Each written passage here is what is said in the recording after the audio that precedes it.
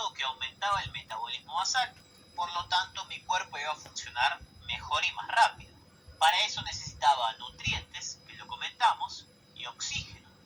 ¿Cómo consigo el oxígeno? Ante el aumento del consumo de este oxígeno por los tejidos. Esto lo voy a hacer mediante el aumento de la concentración intraeritrocitaria del 2,3-BPG o DPG, que es el 2,3-difosfoglicerato. ¿Qué significa esto? La hemoglobina es la encargada de agarrar el oxígeno y llevarlo por la sangre hacia los tejidos, que es lo que se encuentra dentro del eritrocito.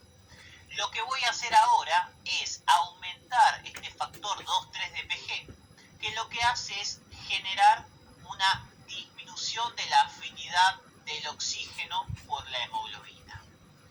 O sea que ahora la hemoglobina no va a ser tan afín al oxígeno y corre la curva de la afinidad de la hemoglobina hacia la derecha. Al correr la curva hacia la derecha, hace que ahora la hemoglobina sea menos afín al oxígeno y que largue o libere mucho más oxígeno en los tejidos. O sea, que al aumentar el 2,3-DPG, ahora la hemoglobina está liberando más fácil ese oxígeno en los tejidos y me aseguro que esos tejidos tengan mayor cantidad de oxígeno y que de esa manera aumenten su consumo. Fíjense que otro elemento que también lo corre hacia la derecha es la temperatura, que vamos a hablar en un ratito. También se encarga de aumentar o de favorecer el aumento de la eritropoyetina, que eso va a generar un aumento del sistema de los glóbulos rojos. En menor medida, pero es una de sus funciones.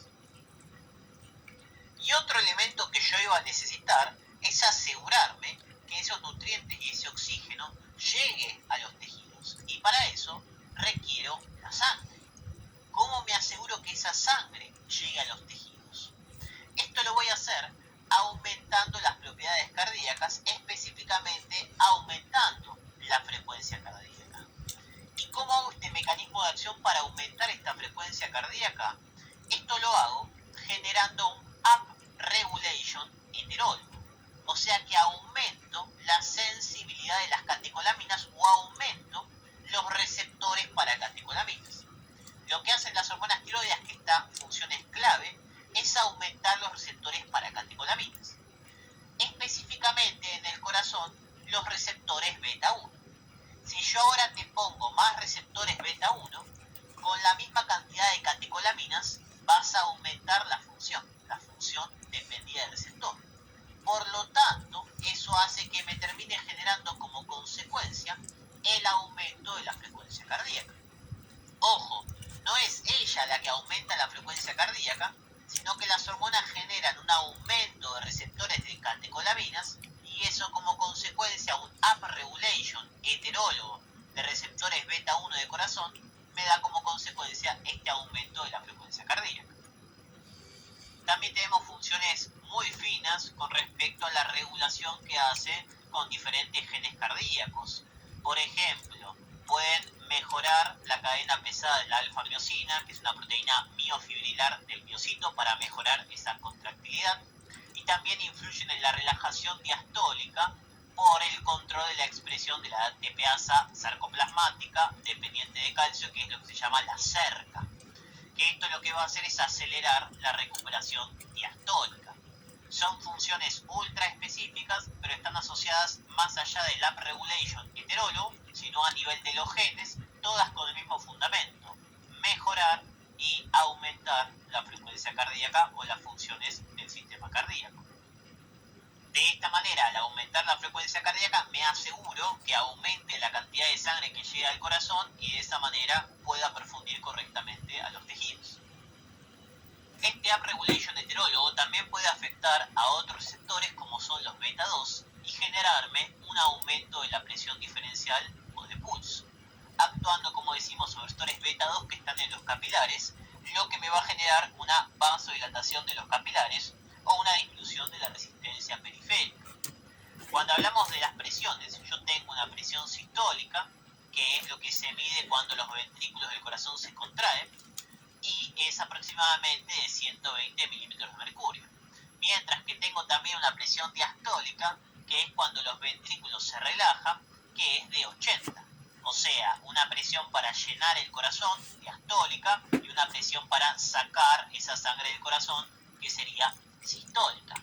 Esa presión no es igual, fíjense que hay una presión diferencial. Eso está producido por este efecto de las hormonas tiroides.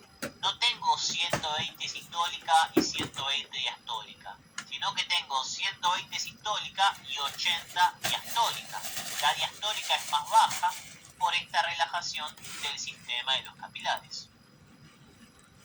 Habíamos comentado que iba a haber un aumento del metabolismo basal y eso se generaba por un aumento de la actividad de la bomba sodio-potasio ATPasa.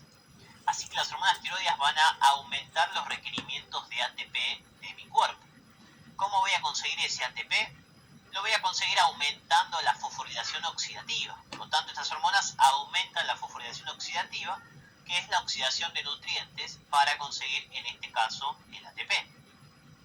El uso de este ATP, por lo que serían los procesos dependientes de energía, como es la bomba sodio-potasio ATPasa y la cerca, que hablamos a nivel cardíaco, me va a terminar generando un aumento de la calorigénesis, o lo que sería un aumento de la formación de temperatura. La formación de calor está producida como consecuencia de este aumento del uso de ATP por los sistemas nombrados anteriormente. Este es un mecanismo de la producción de calor. El otro mecanismo de la producción de calor es por medio de un elemento que es la termogenina.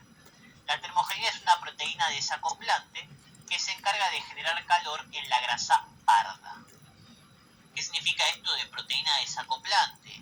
Que yo tengo esta proteína en la mitocondria del tejido adiposo de la grasa parda que desacopla la fosforilación oxidativa. Lo que va a hacer que la energía, ahora en vez de formarse ATP, se me libere como se desacopló en forma de calor y me aumente la temperatura. Este va a ser el principal mecanismo de generación de calor en lo que serían los niños que tienen esa grasa parda. Las hormonas tiroides se encargan de ¿qué? De aumentar y de estimular lo que sería la termogenina. Parece complejo, pero resumamos. Yo puedo aumentar la calorigénesis o la temperatura por dos mecanismos.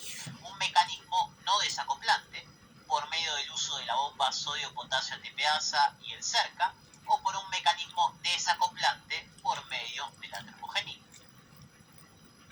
Otra de las funciones claves o más importantes de las hormonas tiroides tiene que ver con el sistema nervioso central. Se encarga de desarrollar y mielinizar el cerebro.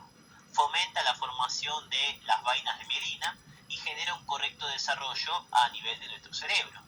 Y esta función es clave en el desarrollo infantil o en los inicios de la vida, porque yo necesito hormonas tiroides para que puedan desarrollar correctamente las conexiones y el funcionamiento de mi cerebro. Si por alguna razón una persona no tiene hormonas tiroides en los primeros años de vida, no va a poder generar correctamente ese desarrollo funcional y cognitivo y va a quedar con alguna deficiencia cognitiva o alguna deficiencia mental. Entre comillas, queda tonto. De ahí que aparece la palabra cretinismo. El cretinismo era porque en una isla de Creta no había yodo. Por lo tanto, los pibes nacían con una falta de hormonas tiroides y tenían un déficit cognitivo o un problema con respecto a su desarrollo del cerebro. Por lo tanto, eran unos cretinos, entre comillas, o eran más tontos de lo normal. ¿Por qué? Porque no tenían correctamente esta función cerebral. De ahí que es clave que yo tenga hormonas tiroides en el inicio del desarrollo. Y otra cuestión interesante con respecto al desarrollo es que no es algo que se puede resolver más adelante. Si durante los primeros años de desarrollo del cerebro no tengo los elementos necesarios para producirlo, no lo puedo arreglar más adelante. Puedo mejorar ese problema, pero no hay forma de continuar o regenerar ese desarrollo. Por lo tanto, tengo que ser súper precavido para evitar tener estos problemas al inicio de la vida. Otra de las funciones claves o más importantes de las hormonas tiroides tiene que ver con el sistema nervioso central. Se encarga de desarrollar y mielinizar el cerebro. Fomenta la formación de las vainas de mielina y genera un correcto desarrollo a nivel de nuestro cerebro. Y esta función es clave en el desarrollo infantil o en los inicios de la vida, porque yo necesito hormonas tiroides para que puedan desarrollar correctamente las conexiones y el funcionamiento de mi cerebro. Si por alguna razón una persona no tiene hormonas tiroides en los primeros años de vida, no va a poder generar correctamente ese desarrollo funcional y cognitivo y va a quedar con alguna deficiencia cognitiva o alguna deficiencia mental. Entre comillas, queda tonto. De ahí que aparece la palabra cretinismo. El cretinismo era porque en una isla de Creta no había yodo. Por lo tanto, los pibes nacían con una falta de hormonas tiroides y tenían un déficit cognitivo o un problema con respecto a su desarrollo del cerebro. Por lo tanto, eran unos cretinos, entre comillas, o eran más tontos de lo normal. ¿Por qué? Porque no tenían correctamente esta función cerebral. De ahí que es clave que yo tenga hormonas tiroides en el inicio del desarrollo. Y otra cuestión interesante con respecto al desarrollo es que no es algo que se puede resolver más adelante. Si durante los primeros años de desarrollo del cerebro no tengo los elementos necesarios para producirlo, no lo puedo arreglar más adelante. Puedo mejorar ese problema, pero no hay forma de continuar o regenerar ese desarrollo. Por lo tanto, tengo que ser súper precavido para evitar tener estos problemas al inicio de la vida. El otro problema clave que tengo es que si yo tengo un pibe que no tiene hormonas tiroides, no va a desarrollar correctamente su cerebro y me voy a dar cuenta recién al segundo mes, cuando debería generar cambios funcionales con respecto a la motricidad del cuello o de la cabeza y no los está realizando.